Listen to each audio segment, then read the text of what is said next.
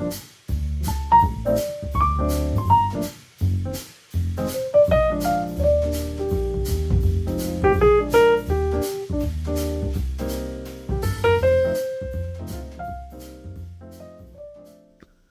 and welcome to May We Recommend, a show where we talk about movies, music, and more. And I'm joined by always with Sean. Hey, Sean, how you doing? Not too bad. And Otis, how you doing? No, buddy. I'll tell you what. Really? That's how we're starting it. Coming in hot. We're doing LA Confidential today. Yeah. Yeah, and we all watched it. Yes. Yeah. All right. Yeah, so You guys, we hit the lowest marks of a recommendation. We've actually all seen the film. yeah. So, okay, on this one, now, we're getting into a bunch of movies that we wanted to pick, and it was kind of off of a list of, like, holiday movies. And it was like, oh, yeah, I remember LA Confidential being pretty well lauded, and I saw it when it came out, and it's telling me it's a holiday movie, so let's do LA Confidential. Sure. It's about a holiday movie for 15 minutes. I mean, they mention Christmas. Right. Yeah. I mean, there is a Christmas tree and Christmas There is lights. a Christmas tree. Like the Christmas lights, I'd say, even are part of the narrative of the film. Oh, yeah. Right. Yeah. And, they have a whole headline about it being Christmas. So There you go. it's as much a Christmas movie as Die Hard. I guess we should get a little bit into the plot, like, since we're on it. It's really just a movie about police corruption and foes becoming allies and trying to, and I think also honor and corruption, right? I mean, that's the main theme. Oh, sure. And like also like the role of law, right? Mhm. They play a lot with like whether it's more noble to stick to the books or whether there's room for vigilantism. Thank you. Yeah. I think that there is something that, like, we like the gritty. We like where we turn the gray into more black and white. Ooh, see, I would describe that exactly the opposite. Oh, no. See, I think what it takes is, like, you're playing in this area of where, like, you may have to sacrifice some morals or beliefs in order for justice to be done, or you can take a hard line and it's either good or bad and make that the truth. And so I think vigilantes go black and white. You're bad, I'm good. Oh, so I would actually agree with Lair that absolutely. So whereas they operate in the grayness of law necessarily, but I do think that they self-imbue this good and this black and white extremism. Yeah, LA Confidential. All I can say is Rollo Tomasi. Yes. I did actually kind of like that as a narrative device. Well, I'll tell you what, in this movie, Chekhov would love this movie. Everything that's set up in the beginning pays off in the end. Absolutely, man. You get to see the rifle in use every time. Every time. Like, so they'll do a tip-off, like, just in the very beginning of the movie, he's like the chief of police, who's played by James Cromwell, who's doing a fantastic Irish accent. Atrocious. What do you mean, boyo? What do you mean, boyo? Like, come on. Oh, they're after me, Lucky Charms. Like, tell me that's not how Irish talk. Well, what are you talking about? Would you like a potato? Like, I'm having some tea. Like, he would do these huge swings in between, big swings. Like, not nearly Irish enough to just, like, buffoon Irish. Just too much. Yeah. Oh, the missus making some kokanen.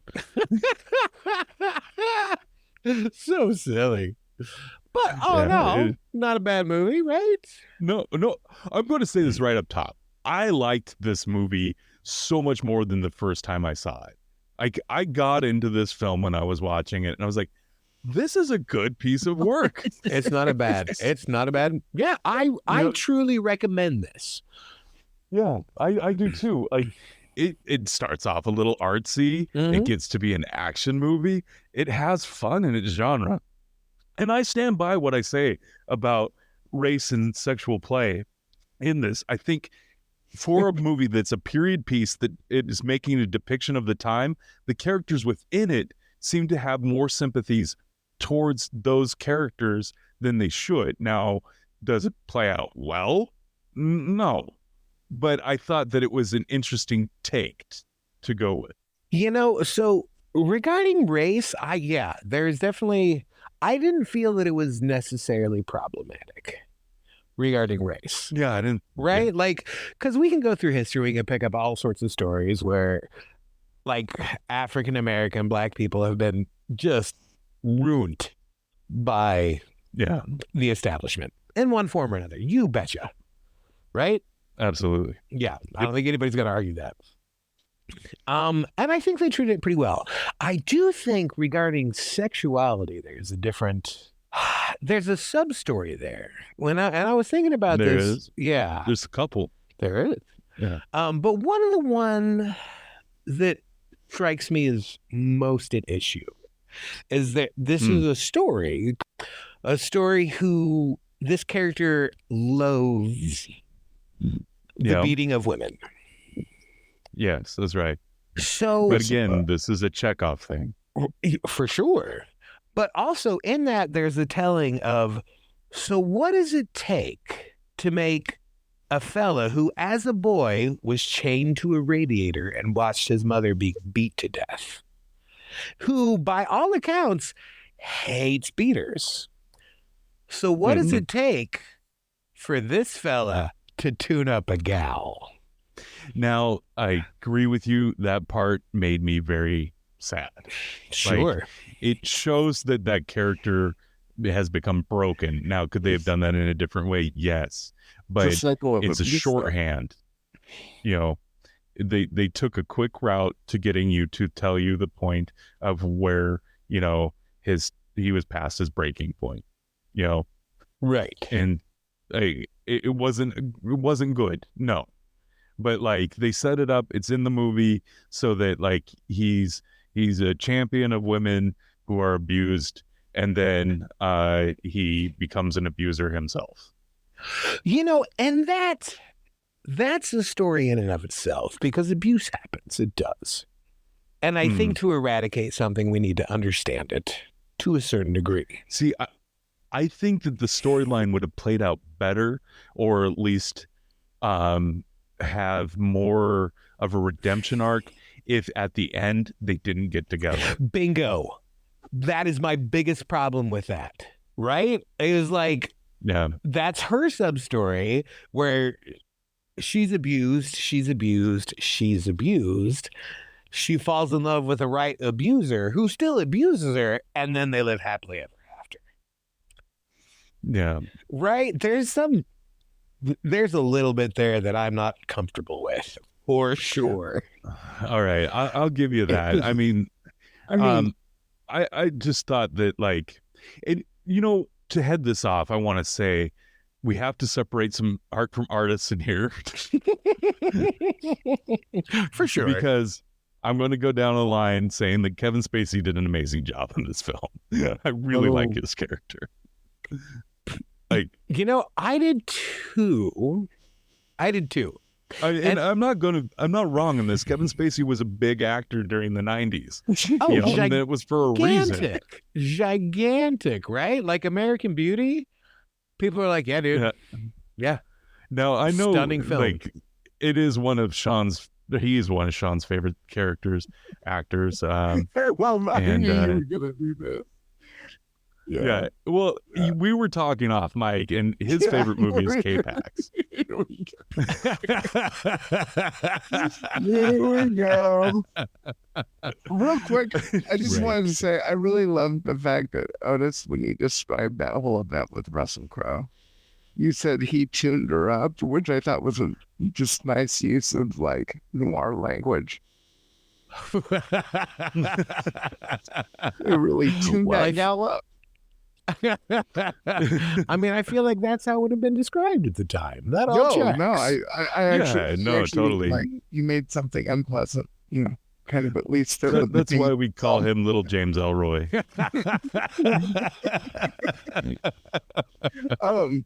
Yeah. Kevin Spacey did fine. Yeah, he's a disgusting person, but I mean, he's a great actor. So, again, that's not what you were saying off mic. Well, no one would know that if you didn't say it. Well, I said, hey, let's reach a baseline on who we think, what movies we think are great and who our favorite actors are. And you put K-Pax and Kevin Spacey at the top. Well, yeah, K-Pax is the apex. The K-Pax, if you would. The K-Pax. Thank you, Otis. Yes, quite right. So here's, and I don't know if this is podcast worthy or not, but something interesting. So this is actually the first film that I watched of Kevin Spacey since all the Kevin Spacey stuff happened. Yes, legitimately. Yeah. Right. Yeah. I haven't been watching a lot of film. I don't want to make a stand politically about it one way or another. Well, it's to say that I don't appreciate abuse, of course. But besides that. But anyway, long and short of it. What a weird angle not to take a stand on. You're no champion for saying that it's terrible. But when you say, I can't take a stand on it, whoa. well, now I feel like because Otis has said he doesn't like abuse, by virtue of him saying that, it means we do like abuse. Well, he didn't commit to not liking abuse. He was wishy-washy on it. Yeah, but then he goes, well, yeah, I don't well, like if abuse. I'm hanging out with you two, come on. I guess we should say also we don't like abuse. Yeah, well, I think that goes without saying. So much of this is not making the cut because all the Kevin Spacey stuff aside, like it was hard at first to watch the movie knowing what looked in it, but then I got into the movie itself and I was like, you know what? It's pretty fun. Like I like the team ups, the different team ups that are happening throughout the film. Guy Pearce plays a tool all the way through. And he does it so well that I believe that might be his character.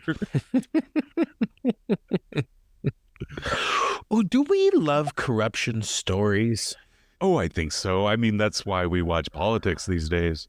I suppose. What does that say I think about forever us that we love corruption stories? Or is it just the idea of like... It's not the corruption stories. I don't think we don't like the corrupt. We like the justice that's served to the corrupt. By the vigilantes. I guess that's... By the vigilantes. Right. Yeah. I mean, or by a good law. Like, look at how many law dramas there are on television or movies. Like John Grisham, right? He made an entire career off of this. For sure. And has People told some decent love stories. Justice getting served. Right. Yeah. I mean, I guess that's true. I mean, look at Perry Mason, like all the way up to 12 Angry Men.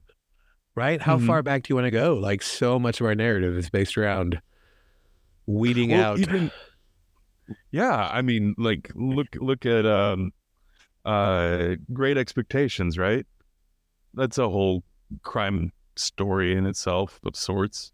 Yeah, I'd say those are only surpassed by the vigilante stories like Batman and Avengers. Oh, yeah. Mm-hmm. So, yeah. I agree. I think that in our pantheon or mythos of storytelling, we have to include the comic book characters because not only are they enduring, like to today, we can't get enough of that stuff. Like, we love a guy. Like, do they have to dress up in costumes? I don't think so. I think some of the better ones, they don't, but they're going out and dealing out that justice. I'm trying to think of one where they don't dress up. I don't know, Constantine. I don't know. I did enjoy it. I guess they all kind of do. I guess, right. They all kind of, I mean, is that part and parcel with the thing? I was like, Mr. E. No, he. Mysteries. I do like Constantine. I do like Constantine too. They're making a sequel to that movie. God, this is gonna be so hard to edit. With Keanu Reeves? Yeah, with Keanu Reeves. Oh, wow. Oh, wow. Ian Bishop. I got into a fight with Ian Bishop at Hastings over Constantine. Yeah. Because you were saying it was a good movie. Yeah, I said it was good, and he liked Electra with Ben Affleck and Jennifer Garner. Wait, you liked Constantine the movie? Yeah, Oh wow, I was joking because it was bad. it's You a know, lot better than Electra. Yeah, Yeah. but that doesn't take much. That was That was Well, just that's terrible. what I was saying. I was like, "You like Electra?" He's like, "So what?" I'm like, it's not. Wait, does he like Electra or did he just like Jennifer Gardner? I mean, that's fair. Right? Yeah. Yeah. I mean, and whatever. Like that's more than enough reason to like a film, I suppose. See, I was a huge Hellblazer comic fan. Right. Like, I have the entire run up to like over 200. Wow. And so when I saw that movie, I was like, this is nothing like the comics. Mhm. I mean, it takes beats from the comics, it sure does. I'm not gonna, but like when they take the cancer out of John Constantine, he takes out a pack of silk cuts and smokes again. There's no like anti-smoking campaign in it. I mean, but that was so on brand for the era when that movie came out, though. Well, no, in the movie he gets gum. Right. Oh, okay. Right. Like, when did Constantine come out? Like 98, 99? 2005, I think. Yeah, Really? 2005. Man, time does funny things nowadays. But I It mean, goes- yeah, I am not surprised because, we're still in the middle of 2005. a big like anti-smoking push, and rightfully so. Which rightfully so, you Right. know. I can't recommend anybody smoke cigarettes, that's for sure, or anything at all in that matter. But but we're of the last era where you would go smoke in the mall. And so like there was that little bit of like coolness factor to it as well. It wasn't seen as gross as it is. Like, it was still kind of cool. I think it was just a little bit more romantic than it was disgusting. Yeah, I mean, I now, think so too. yeah, and like now it's it's way more disgusting than it's romantic, but you'll still find some people who are like, yeah, Well, you know what's I kind crazy of like a about bad it? boy. If you go onto esoteric health Twitter, like a bunch of the weird lifters that like give weird advice, Mhm. a lot of them are super pro smoking cigarettes. It's really funny. But it causes vascular issues. Oh, dude, it's fucking crazy. They just go for it. They're like, yeah, Okay, well, I smoke can't. cigarettes. I don't know where that's come from. But we really should get back to the movie. That we were talking about. Okay, so there's a very interesting relationship I have with Kim Basinger. Oh yeah, I was wondering if we were going to touch on that because I know that she was one of your biggest crushes when you were a child. And she may have been my first like real significant crush. Your sexual awakening. Yes. she was close to mine. Yeah, I mean, and stunning woman, obviously, right? Like Yeah, no, she's very pretty. unequivocally, she's a Batman? stunning Yeah. woman. Right. Kim Basinger in LA Confidential is the exact same age that I am now.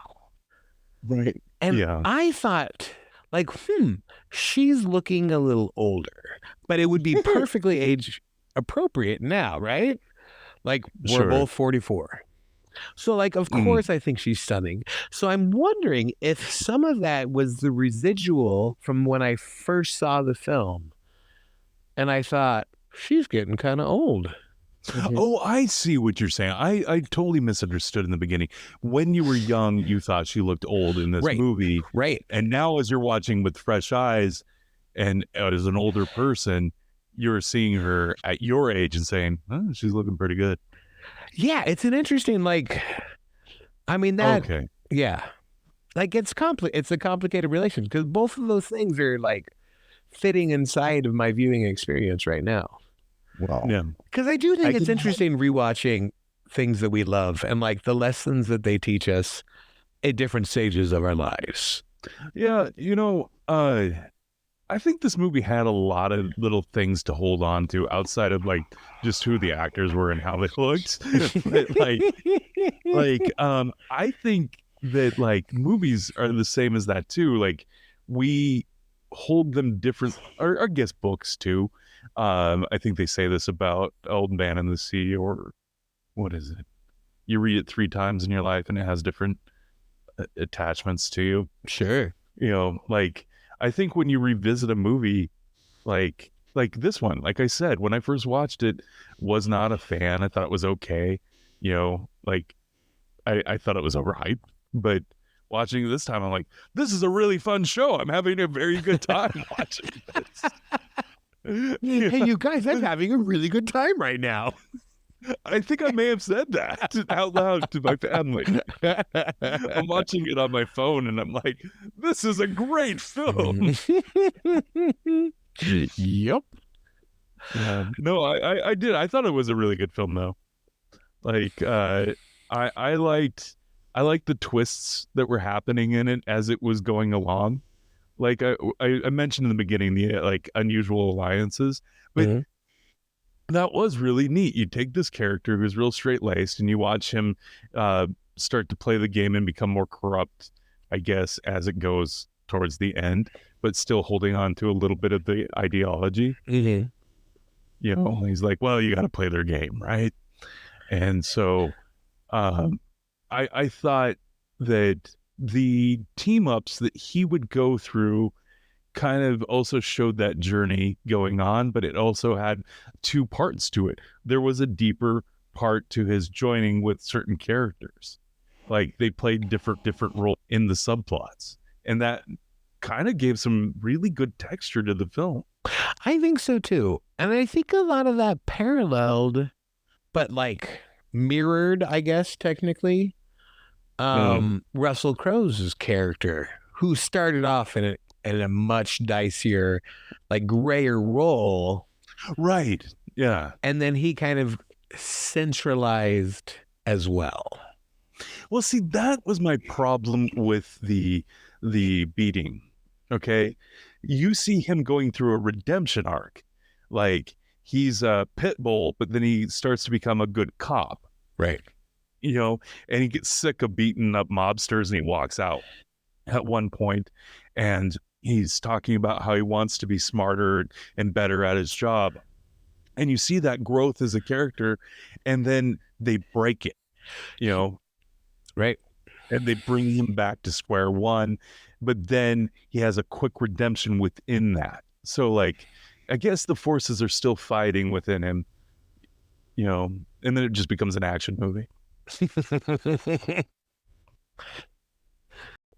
Well, okay, so what are the themes of the show, right? So everybody's got a redemption arc. Everybody. Except, well, some of them, like Guy Pearce doesn't have so much a redemption arc as like the opposite. Well, he gets justice. Like, wait, am I thinking of the right guy? Guy Pearce plays, give me a second here. What's his name? Exley. Yeah. Oh, that's the dude in glasses. Right. The dude in glasses. Okay. The dude flapping us. I did like the running theme of him having a gun and not finding his glasses. That was it was a weird little subtle joke that went nowhere. So not everything pays off. Take that, check. Yeah, that's right. I suppose not, but I actually enjoyed that part of it too. Yeah, I mean, I guess it pays off in the joke of where Kevin Spacey's character is like, what are you looking for? And he's like, my glasses. He's like, well, try not to shoot me. Yeah, no, for sure. So I guess there's a payoff there after all. Anyway, so yeah, everybody has an arc, we'll say. Whether it's Sure. redemption or dissension. So I would actually say that his character does have I don't know. I think his character is the one that is the most complex. Yeah, I'd agree with that. Right. And I'm curious, why do you suppose the director chose to have him sleep with Basinger also? I think it would, if they had formed either a more bitter rivalry between Wendell Bud White's character, who was played by Russell Crowe. Yeah. To Edmund Exley, who's played by Guy Pearce. If those two characters were to have more play between each other. Now they had a lot of on-screen time, but there wasn't like a full-out rivalry or a full-on hatred. There was a hatred, but I don't think that it was developed enough so that when it was that character who slept with his girlfriend, that it made that breaking point even more bitter. Oh, I thought it was pretty pronounced when he said that Russell Crowe's partner deserved what he got, and he would. Oh, you know what? I completely forgot that. I recant everything. Yeah, you're right. There's that whole scene about him kind of bashing on his partner. Well, yeah, he rebelled in the fact that he died. Yeah, that's pretty dirty. He gets his partner fired, then he makes fun of him when he's dead. Yeah. Okay. And he says, so that too. I'd say then that's why they used him to break Bud. And I would agree, but it just seemed kind of clunky. It did seem a little clunky in the movie to me. Maybe because it was something of convenience, like a convenient plot device. Maybe. Then I was just no, because again, everything was being set up. Like Sean said, everything between the two of them was being set up to that moment. Why would Kim Basinger do it? I guess. Well, you saw that her boss, I forget his name, the heroin dealing billionaire or whatever he was. Right. He calls her. You don't know who he calls somebody, and Danny DeVito, his character, shows up there, and Sid Hudgens, is that what his name was? No, I think so. Something like that. Yeah. So Sid shows up to take pictures, and I think he called Kim Basinger plays Lynn Bracken, and so I think he calls them both up to set up this sting, obviously, so that he can put when they're torturing Danny DeVito in the near the end, they put that evidence in the car for him to find it to come and kill him. It's all part of an elaborate setup. A little too elaborate, yes, but it's all part of that setup. That to me feels like very noir. Yeah. Just over setup, I don't know. I think it has a charm to it. Also, I noticed when Danny DeVito is interacting with Kevin Spacey near the beginning of the movie, does Danny DeVito feel short to you guys? No. Is Danny DeVito, is he a little person? He's a very little person. But I mean, is he I think technically he's classified. I think technically he's right on the line, right? Yeah. Like he's either a really short normal person or a really tall little person. He's Right. 4'10". I think so. Isn't that what the mark is? 4'10"? I don't know if is that a thing? I think there is a thing. Like, so I watch a lot of, actually, thanks to Larry, I watch a lot of Sunny, Yeah. and he never feels that short. And I think it's because his character is so big. Like, Frank is a giant, right? Yes. But he doesn't Absolutely. have the presence of Frank in this movie. So he just No, he's playing a little smaller. sleazy guy. Right. Yeah. And that's what I'm saying. Like, I noticed his height more in this movie. And I was like, did they make him smaller? They wouldn't have spent time and energy on that, surely. No, I don't think they made him smaller, but I don't think that they do the angle. Like, I don't think they're shooting him. They're shooting him at like a higher angle. Right. And so like I think in other film roles, obviously they've lowered the camera or, put him on a box or something. But like in this one, I think he was supposed to be exactly what he is. Now, imagine if you took this story but replaced his character with Frank Reynolds. Fantastic.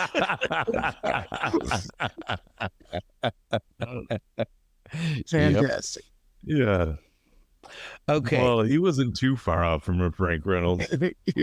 So, according to the Mayo Clinic, dwarfism is generally defined as an adult height of 4 feet 10 inches or less. Wow. Okay. So he's he's on the line, right? So as he ages, he should technically be reclassified, right? I am uncomfortable with this. I don't think.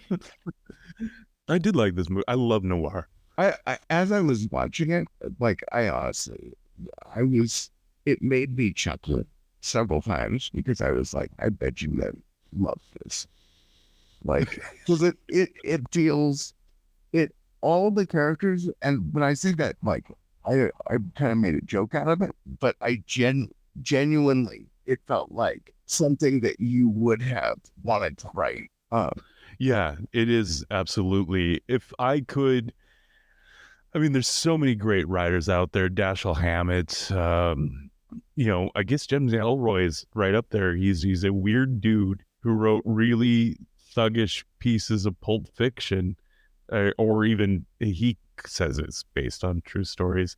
But like, like I like his style, and I love pulp, and I love noir, and this was right up my alley. Yeah. Well, I had forgotten, like, I knew that it was a piece of noir, but I'd forgotten how true to that genre it was because I'd only seen it one time, like 30 years ago.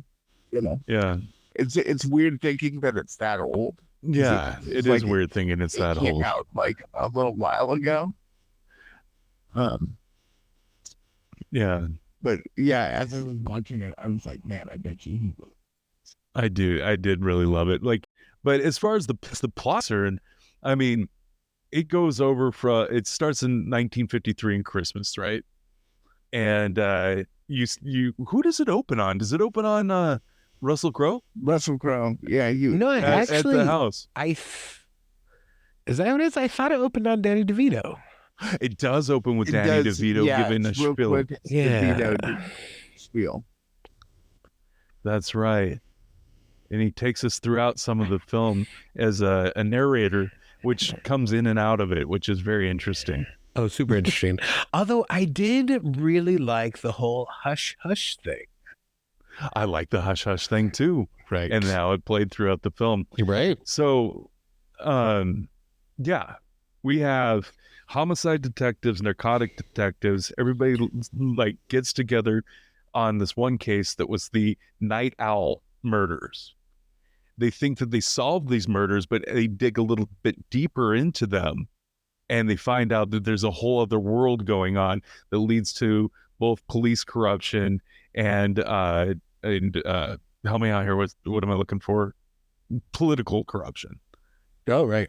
All led by two main bad guys in the film. One of them is a investment millionaire who also runs this company called Fleur de Lis, Prostitution ring. that he cuts women to look like major stars. And one of my favorite jokes in there, and it was the Lana Turner joke. That was pretty good. It was a fun little bit. It was a fun little bit, I like for that sure. bit a lot. Yeah. It was a good bit. It was a nice little business. I mean, there was a whole bunch of this film to enjoy, even though it was a little bit dated. It had some themes that were a little suspect. Yeah, there are some themes that were suspect in it, but like overall, highly enjoyable. I would recommend this film full-throatedly, though. Like, I if someone was like, "Hey, I'm looking for a noir piece or something that like scratches that gritty itch," you know, Sure. I would say. Oh. I'd say LA Confidential. You know, absolutely. Like, it still holds up for sure. So we're going to watch Mandy for next week. And goodbye.